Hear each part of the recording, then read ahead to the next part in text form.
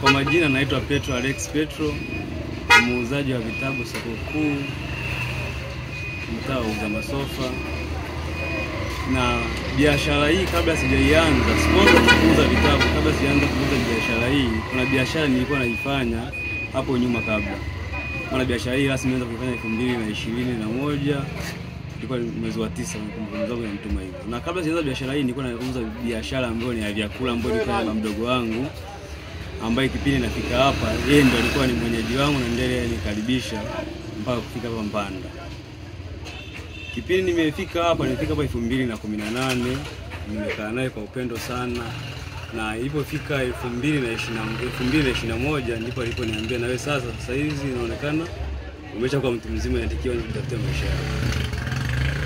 Kabla ya kuanza kufanya biashara hii aliniambia kwamba nifanye biashara ambayo ilikuwa pengine naye anaifanya. Ila baada, kwa sababu na vijana na washauri sana vijana wenzangu, usipende kufanya biashara ambayo kwanza huipendi, ambayo biashara hiyo wewe kwenye mafikirio yako kuitamani kuifanya, na kuna muda mwingine mtu anaweza kuambia biashara hii inakulipa, lakini kutokana na wewe mwenendo wako jinsi gani ya kusimamia, hujaifuatilia biashara hiyo. Kwa sababu mtu anakuambia biashara hii itakulipa, lakini wewe binafsi huipendi, huijui kiundani zaidi, huna utaalamu nayo, hakuna ndugu yako yoyote yule ambaye pengine ameshakupa elimu kutokana na biashara, sio vizuri kuifanya biashara hiyo. Baada ya kuambiwa nifanye biashara kama ya kwake, sikuweza kumpinga wakati huo, ili nimwambia nipe muda kwanza niangalie kitu gani ambacho mimi pengine nitakwambia. Natakiwa kwa nimeona inanifaa, nataka iweza kuiongoza, ndio natakiwa kwa nikwambia. Nikamwambia nataka kuuza vitabu. Awamu alinishangaa sana, kwa sababu aliona kila anayeuza nauza dakika siku 2 siku 3 mwezi mmoja naondoka, na mtaji unaisha. Siku 2 siku 3 akijitahidi sana miezi 6 mtaji unaondoka. Ila baada ya mimi ya kuanza sasa rasmi, kwanza niliamini kwamba shule ni nyingi, alafu watumiaji ni wengi zaidi ya watu ambao yani watumiaji wanakuwa ni wengi zaidi ya watu ambao wanafanyaje wanahitaji hiyo huduma. Ndipo nikaanzisha vitabu. Baada ya kuuza vitabu kweli mwanzo nilipata changamoto sana, sababu nilikuta kama vitabu ya story ya ujasiriamali, watumiaji ni wachache sana, kila mzigo unakuwa nao. Yaani sikupata tamaa, nilijipa moyo, ipo siku atanifahamu nilipo, ipo siku nitafahamika, ipo siku pengine Mungu anaweza kusalia, sababu kila siku watu wanazidi wanakuja wageni, watu wanaingia na kutoka. Mpaka sasa hivi namshukuru Mungu, wateja wapo.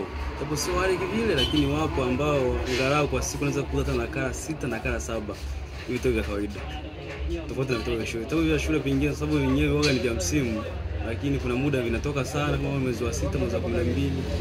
Huwa ni vitabu ambavyo vinatembea sana kwa kasi. Na kingine ni kwamba biashara nyingi kwa sisi vijana huwa zinakufa kwa sababu hatuna usimamizi mzuri. Yaani mtu anaweza akauza leo, badala aagize mzigo kitu ambacho kimeisha, yeye anachukua yeye anatumia kwa mambo yake. Na biashara hairuhusu mambo kama hayo. Biashara inaruhusu mambo yanatakiwa ukiuza ununue. Yaani wewe ambacho unatakiwa utumie faida tu. Yaani faida ile ambayo umeizalisha ndio faida ambayo inatakiwa ule hiyo. Kama ni kununua nguo, ununue nguo kutokana na hiyo faida. Lakini sisi hatufanyi hivyo. Ile hela ambayo umeuza haijalishi ni mtaji umo faida umo unachukua yote unatumia. Hapo biashara umeenda kuiua. Na ili biashara iendelee na biashara uione kama ina faida, fanya unayoipenda. Maana kitu chochote kile unachokipenda utakifuatilia, utakihudumia, utakisimamia kwa moyo wako wa dhati.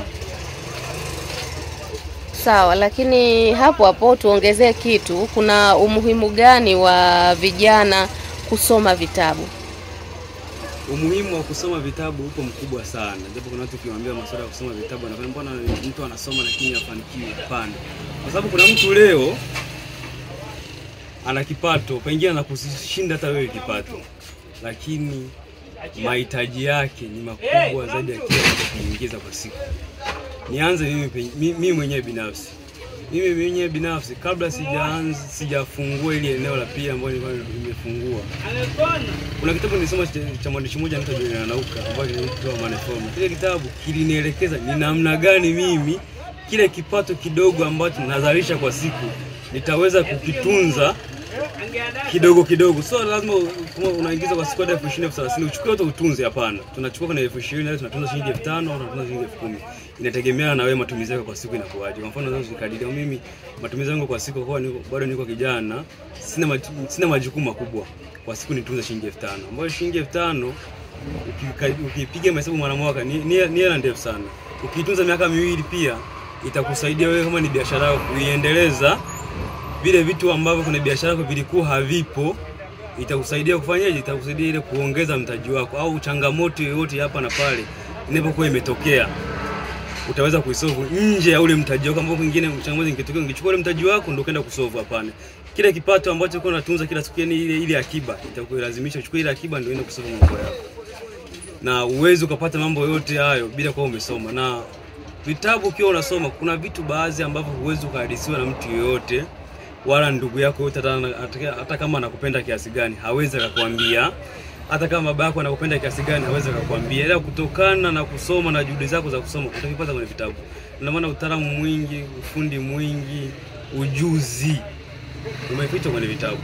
Ukipendelea kusoma vitabu, kuna aina ya tabia pengine unaweza ukawa nayo kupitia kusoma vitabu, unaweza ukaachana nayo na ukaisahau kabisa. Kwa mfano mtu mwenye tabia ya kuzurura ovyo usiku, anatembea ovyo, kama ni mtu ambaye anasoma vitabu, ukifika zako tu nyumbani unachukua kitabu chako kiko hapo unasoma, kwanza muda huo wa kutembea utapotea, utasahau kama kuna simu, kuna disco, utasahau kama kuna kuzurura usiku, kwa sababu muda wako mwingi unajua nikitoka kazini tu nafika leo lazima nisome kitabu fulani. Ukifika lazima nisome kitabu fulani, ama ujue kwamba kwa siku nikisoma kitabu hiki lazima nisome pages ngapi, lazima zile pages zimalize. Kwa hiyo unafika tu nyumbani, unajiandaa, unaanza kuoga, unatulia nyumbani, unachukua kitabu chako unaanza kusoma, unahakikisha zile pages nimezimaliza, kile tena unaendelea. Kwa hiyo kusoma vitabu kwanza kuna muda mwingine inakusaidia hata wewe kuwa na tabia njema, kwa sababu siamini kama mtu ambaye anafika nyumbani hana mambo mengi, hana tabia za kuzurura usiku, akifika zake tu anachukua kitabu chake anasoma, inausaidia pia kuna tabia njema, inakurahisishia kusimamia kitu ambacho pengine unaweza kukiendelea. Sababu kuna vitabu vingine vinakusaidia au umeanzisha kitu namna gani ya kukisimamia, inakusaidia wewe kusimamia. Kwa mfano wewe ni mtu ambao unatumia pesa ovyo ovyo, unauza 20,030 au 100,000 kwa siku, yani ukiuza hiyo hela tu ya kwanza, ukiona t-shirt same mfano umeshinda unanunua. Kama ni mpenzi wa kusoma vitabu na unasoma vitabu vya ujasiriamali, kuna vitabu vinakuelekeza kwamba baada ya kuuza ile hela kwanza unatakiwa ujilipe wewe kwanza. Yaani baada ya kuwa umeuza kwa siku, unatakiwa kila siku una tabia ya kujilipa. Na kujilipa kwenyewe ni kuweka akiba.